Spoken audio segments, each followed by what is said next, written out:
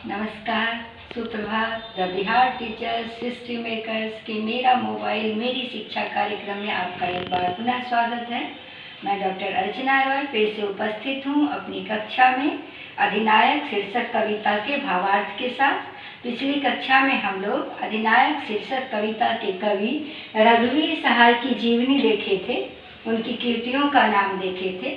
अभी इस कक्षा में हम लोग अधिनायक शीर्षक कविता का सारांश देखेंगे। जैसा कि नाम से स्पष्ट है, ये अधिनायक मतलब कि जो सत्ताधारी लोग होते हैं, जो शासन करने वाले लोग होते हैं, या आप कहिए राजा टाइप की चीज़ जो होते हैं, उनके बारे में लिखा गया है।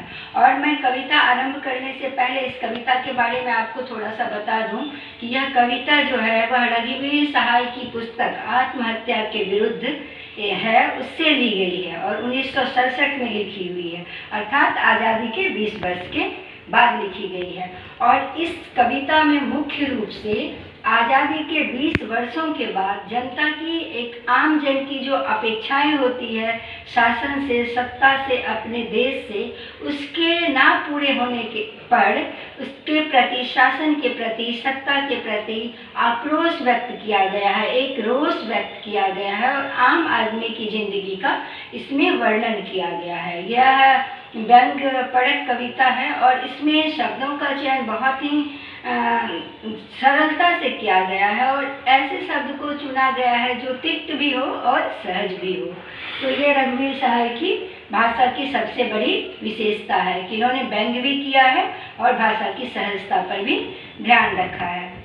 देखिए इसमें क्या है कि जब 15 अगस्त होता है या 26 जनवरी, बच्चे स्कूल जाते हैं झंडा फहराने के लिए। कौन क्या पहनता है, जिसके पास जो होता है वैसा पहनकर चला जाता है झंडा फ्लैग होस्ट करने के लिए, झंडा फहराने के लिए। और उसमें हम लोग कौन सा गाना गाते हैं, जो हमारा राष्ट्रगान होता है, जन गण मन अधिनायक जय है। तो वहीं से ये अधिनायक शब्द लिया गया है जो कि इसका शीर्षक बनाया गया। ये हमारे राष्ट्रगान से लिया गया शब्द है और आगे देखेंगे कि कविता में किस प्रकार का वर्णन है। बाकी तो आप समझ गए कि यह व्यंग परक कविता है और इसमें जनता का आक्रोश शासन के प्रति, सत्ता के प्रति, जो उनकी भावनाएं थी जो पूरा ना हो सकी, उसके लिए जनता का जो आक्रोश है उसको कविता के रूप में, शब्दों के रूप में इसमें उतारा गया है। तो देखिए क्या है यहाँ पे, कविता देखेंगे आप किताब में है। राष्ट्रगीत में भला कौन वह भारत भाग्य गाता है, फटा सुथन्ना पहने जिसका गुण हर चरना गाता है। हर चरना एक बच्चे का नाम है और वो क्या पहना है, फटा सुथन्ना का मतलब कि फटा पुराना उसका कपड़ा है और ढीला ढाला पुराने मॉडल का, जिसको कहेंगे पुराना सा पैजामा है जो पुराने डिजाइन का बना हुआ है और फटा सा है, वही कपड़ा पहन के वो आया है क्या करने के लिए, झंडा फहराने के लिए। और वहाँ पे लाइन में खड़े होकर बड़ी ही तन्मयता से गाता है कौन सा गीत, कि वही भारत भाग्य विधाता। तो कह रहे हैं कि राष्ट्रगीत में भला कौन वह भारत भाग्य विधाता है, फटा सुथन्ना पहने जिसका गुण हर चरना गाता है। बोले कवि कहना चाहते हैं कि कौन भारत का भाग्य विधाता है, जिसका गुण हर चरना, जैसा बच्चा जिसके तन पे ना कपड़ा है ना पैर में जूते हैं और उसका गुणगान करता है। गुणगान कोई सहज भाव से नहीं, अभावग्रस्त लोग केवल डर से ही गुणगान करता है, हर्ष और उल्लास में गुणगान नहीं कर रहा है। तो कौन है वह जिसका गुणगान करता है, कवि प्रश्न करते हैं। मखमल टमटम बल्लम तुरही पगड़ी छत्र चवर के साथ तोप छुड़ाकर ढोल बजाकर जय जय कौन कराता है। वो कौन है वह, आपने देखा होगा जब हम लोग देखते हैं 15 अगस्त या 26 जनवरी की झांकियाँ, तो देखते हैं कि 26 तोपों की सलामी दी जाती है, रेड कारपेट बिछाया जाता है, प्रतिष्ठित जो पगड़ी होता है वो जो भी आते हैं फहराने, राष्ट्रपति आए या प्रधानमंत्री आए, जो भी आता है तो उनके सर पे होता है, अच्छा कपड़ा पहने होते हैं वो, और बाजा बजाता है, तुरही ऐसे करके जो उल्टा हुआ रहता है जिससे आवाज़ निकलती पू की, उस तरह का चीज़ होता है बाजा वाला। तो यही कह रहे हैं कि मखमल टमटम बल्लम तुरही छतरी पगड़ी छत्र चवर के साथ, चवर मतलब पीछे पीछे जो वो ऐसे हवा लगाते आते हैं। राजा महाराजा के सीरियल में आप देखे होंगे कि बड़ा बड़ा छाता रहता है, दो लोग ऐसे हवा लगाते रहते हैं। तो वही कह रहे हैं कि ये लोग कौन हैं जय जयकार कौन करा रहा है, किसकी जय जयकार हो रही है? इतना सज के सवर के मखमली कपड़ा पहन के टमटम से गाजे बाजे के साथ तोपों की सलामी लेते हुए पगड़ी धारण किए हुए जो आ रहा है और अपना गुणगान करा रहा है, अपना जय जयकार करा रहा है, ये कौन है लोग है? क्या उसे आम जनता की भावना का, आम जनता की आवश्यकता का ख्याल है जरा भी? यह प्रजातंत्र है और ये राजसी ठाठ बाट, ये राजाओं के जैसे आना किस बात का द्योतक है? क्या इसीलिए हमने आज़ादी की कल्पना की थी? ये कवि का भाव होता है, कवि का विचार है। पूरब पश्चिम से आते हैं नंगे ऊंचे नर कंकाल, सिंहासन पर बैठा है उनके तग में कौन लगाता है।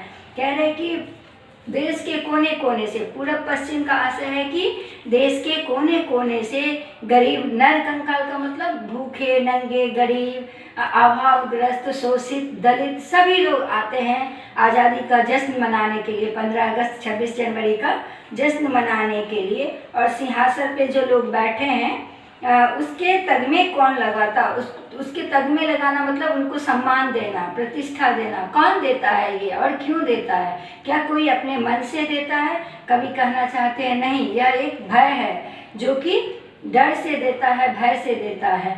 जबकि जो राजा है उसको जनता का ध्यान रहना चाहिए, प्रजा का ध्यान रखना चाहिए, प्रजातंत्र में ये होना चाहिए।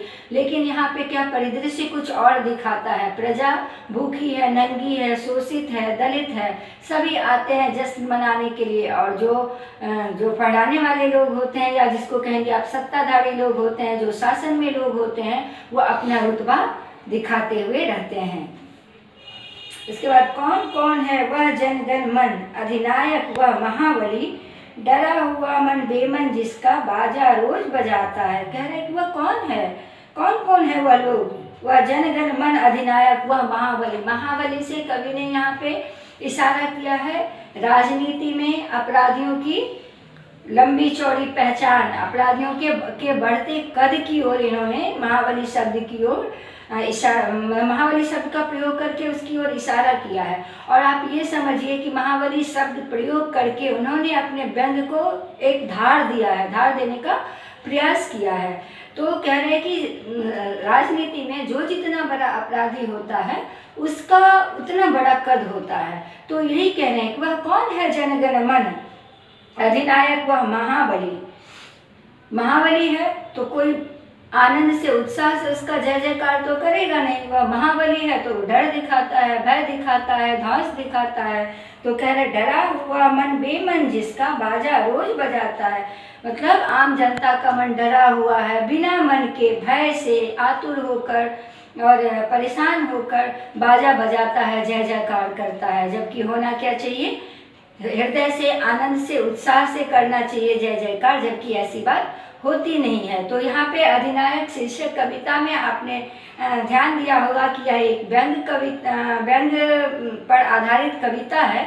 और इस कविता में कवि का जो एक आत्महत्या के विरुद्ध है काव्य संग्रह उससे ली गई है और यह 1967 में लिखी गई है। अर्थात आज़ादी के 20 वर्षों के बाद आम जनता की स्थिति, उसका रहन सहन, उसके मनोभाव को कवि ने बड़ी स्पष्टता के साथ व्यक्त किया है और सत्ताधारी वर्ग शासन के प्रति अपने आक्रोश को शब्दों में पिराकर हमारे सामने अधिनायक कविता के रूप में प्रकट किया है। तो आज के इस वीडियो में इतना ही। आशा करती हूँ कि आपको अधिनायक कविता का भावार्थ अच्छी तरह से समझ में आया होगा और आप प्रश्नों को हल करने में सक्षम होंगे।